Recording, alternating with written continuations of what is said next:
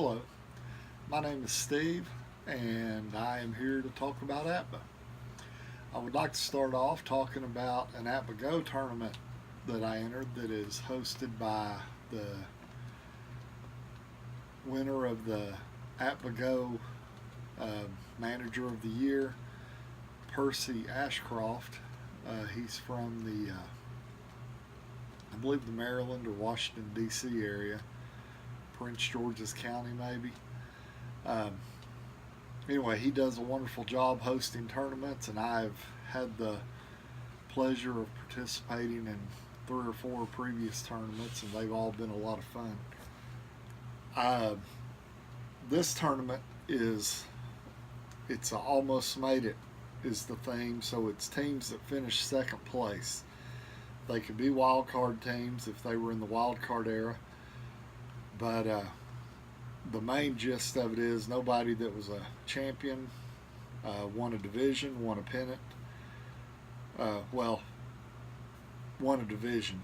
They could have been a wild card team and won the pennant, obviously, because I believe wild card teams are eligible for the tournament. They just had to finish second in the regular season. And I've turned in my list of five teams. My first team was the 1927 St. Louis Cardinals. The second team was the 1908 Pittsburgh Pirates. My third choice was the 1927 Philadelphia A's. My fourth choice was the 1908 New York Giants, and my fifth choice was the 1908 Cleveland Indians. All of those teams have at least two A pitchers with, I believe, the AZ, and the 1928 Philadelphia A's have two pitchers that are BZ, and they might have other, strikeout ratings, but the main thing I'm looking for is a Z rating and at least a B on the pitcher grade. APBA Go is the online version of APBA Basic Baseball, and it is strictly online. You can buy, I believe they have all the seasons available from 1901 forward through 2017. And it's a lot of fun. It takes 10 to 15 minutes to play a game. You can play against the online micromanager, or you could play against another person, or you could play a solitaire game, which would be against the micromanager, or you could manage both teams. You can set your lineup, you can set both lineups if you're in a solitaire game, or you can have the micromanager set the other lineup, and you can, there are chat modes, so you can work out however you want to do the lineups if you're playing somebody else. I believe some of that needs to be agreed upon beforehand, because you can't chat when you're actually picking starting pitchers, and making your lineups. But it's a really fun way to play that baseball game. And there's a collections feature where you can save your stats from all your games and keep track of which teams are doing well for you, which teams aren't. And I like to play it to experiment with lineups and different things like that. I do a little bit of head-to-head, but mainly just in tournaments. But it's a very enjoyable form of APBA. Another way I've enjoyed APBA is participating in regional tournaments. My first opportunity to play in a regional tournament was in the Twin Cities APBA baseball tournament in Maple Grove, Minnesota. That was hosted by Daryl Scogan, and Jim Frash works with him, and I think Jim does a lot of the prep work for the tournament. But it's hosted at Daryl Scogan's house, and he has a large house with a full basement. And there's usually 25 to 32 or so managers participating, and it's a lot of fun. The first year I participated was 2 years ago, and I made the semifinals of the tournament and was very pleased with that.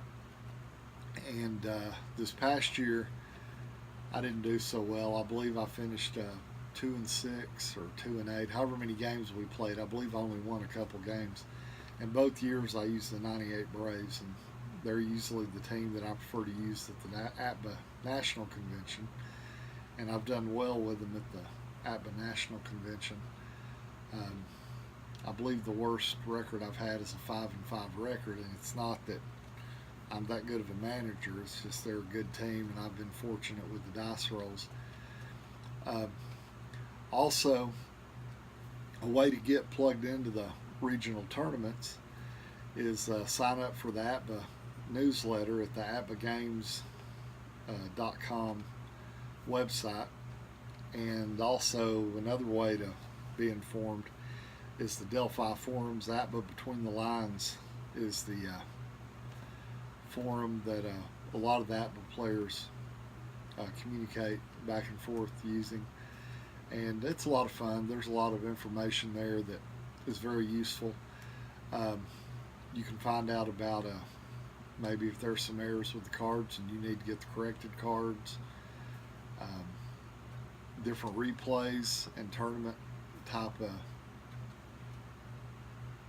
opportunities people are taking advantage of, either with other people or on their own. There's players that do replays of whole seasons with all the teams, and some of them, there's hockey, a lot of baseball. There's several that do football, and it's just a lot of fun to follow along and chat with other people. Another thing I'd like to talk about is how I roll my dice. I have a fairly small area where I am able to play my games, so I use a dice tray or a dice tower, and I have a box here where I keep a lot of dice. So if my dice are cold, I can select different dice. My first dice tower I got was this one. My wife purchased this for me through Etsy, and I painted it. It came in natural pine color, I believe. I painted it green and stuck the APBA cards on it on the front and the back, and I lacquered it up a little bit. And it's a pretty good tower. The shallowness of the basin here causes the dice to sometimes bounce out and go on the floor, and I guess they're with some of my old socks that you lose in the dryer and never find again. Then she purchased me this little dice tray, which is very, very nice. It was another natural color, and I lacquered it and put a sealant thing on it, and this works well. Recently I purchased this little jewelry box, and I think this will probably be something I use when I travel, because I can put my dice tower in here. That this is a wonderful little travel tower, and it's short enough. It works well with this one, and I can just drop my dice in it. They never jump out. They're easy to read. That works well. And I also figure it'll work well with this one, because I can travel with it and keep it inside here with my dice, and it'll work well, and it protects the little tower. And the tower, I got this off Etsy. My wife got me this off Etsy, and this little jewelry box here I actually got off Amazon for about $10, and my wife's a member of Prime, and we have the family share, so I was able to get that with free 2-day shipping, and I'm looking forward to using that. I also wanted to make some comments about Ballstat. I've made some previous comments about iScore, and I enjoy iScore, and iScore works well traveling, because I can just take my iPad with me, load the teams up, and ready to go. When I'm playing on my tabletop, I don't really have room to have my iPad right there, just because it's a kind of a cramped space. So I do use Ballstat when I'm scoring games here at home, and I use Dropbox as the drive where I save all my stats, and I'll post a screenshot of the preference page where it shows the folders that I use to save everything, and that'll be up somewhere behind me here. But I just wanted to cover that because I didn't want it to sound like I have no use for Ballstat, because I do use it. I use it a lot, and it is wonderful because you can download the ROS files from RetroSheet or from the Baseball for Windows Automatic Transaction Manager groups on Yahoo, which Yahoo Groups is starting to kind of fade out a little bit, so I'm not sure what the future holds for that, but you will be able to get the rosters from RetroSheet. The BBW ATM Yahoo group is good because Mr. Klaus does a wonderful job of entering the lineups for each team for the current seasons, and you can get, I'm not sure if you can get lineups going all the way back to 1901, but I'm pretty sure you can get lineups going back, or get rosters going back even before that, and those work well, so you don't have to enter your lineups in, and you have to enter your lineups in, but you don't have to enter your rosters in for each team, so you can just, depending on the season, you can just pick a team and load your roster right in. If you're using custom teams or custom seasons, like you're in a draft league, there may be a way to input the rosters from an Excel file or something, and that can probably be manipulated in some way. Currently, in Fowler, California, it's 87 degrees Fahrenheit And with Alexa's intermittent giving clouds. us an update on the Today, weather. you can expect Alexa, high temperatures stop. with a high of 105 degrees and a low Apparently of once she 71 starts, degrees. I can't stop her. Anyway, I was just saying with the Alexa kind of broke my train of thought there. Thank you, thank you, Amazon device. Don't want to say that keyword again to get her going.